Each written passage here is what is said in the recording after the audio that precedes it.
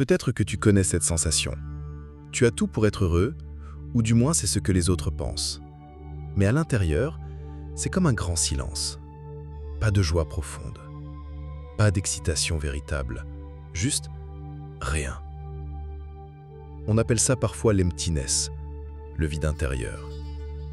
Beaucoup pensent que c'est une faiblesse, un problème à réparer vite. Mais si c'était tout l'inverse? Et si ce vide était un signal, un appel à te reconnecter à ton vrai toi? Le vide intérieur, ce n'est pas toujours un grand choc brutal. Parfois, il est discret, mais il s'installe. Il peut naître d'un décalage entre l'image que tu montres au monde et qui tu es vraiment. Ça arrive après des épreuves, des changements majeurs, ou même au beau milieu d'une vie qui, en apparence, semble pleine. C'est comme si ton âme te soufflait « Hé, ce n'est pas toi, ça ». Et plus tu ignores cette petite voix, plus le vide s'installe. Le vide n'est pas une perte, c'est une libération. C'est le moment où tes masques tombent, où tu peux enfin voir ton vrai visage. Imagine, toute ta vie, tu as joué un rôle. Et un jour, ce rôle ne fonctionne plus. Le vide, c'est le silence avant que la vraie musique commence.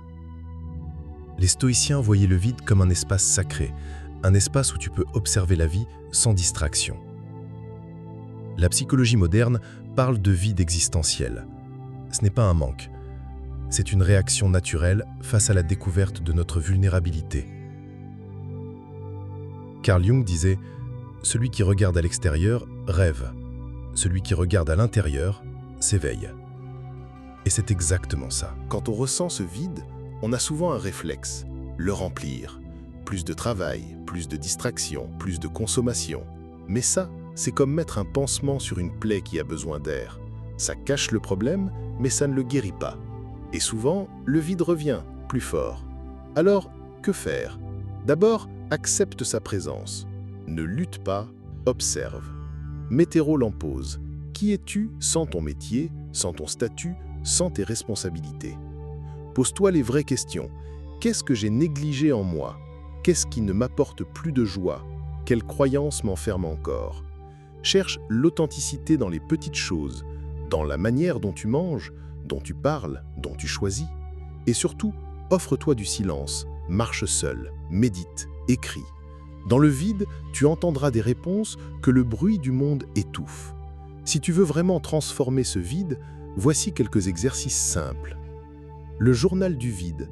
Chaque soir, écris 3 choses que tu as ressenties profondément, même si elles te semblent banales. Méditation guidée.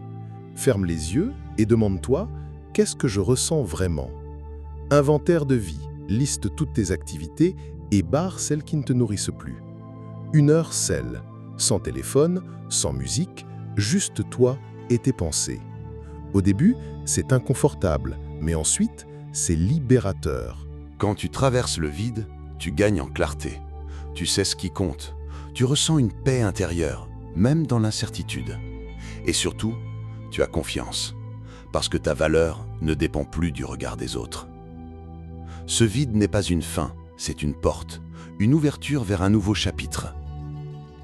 Anaïs Nin l'a écrit, et le jour vint où le risque de rester fermé dans un bourgeon était plus douloureux que le risque de s'épanouir. Le vide, c'est ce moment précis. Si aujourd'hui tu ressens ce vide, ne le fuis pas. Regarde-le, entre dedans. Parce qu'au cœur de ce silence, il y a ton vrai toi qui t'attend.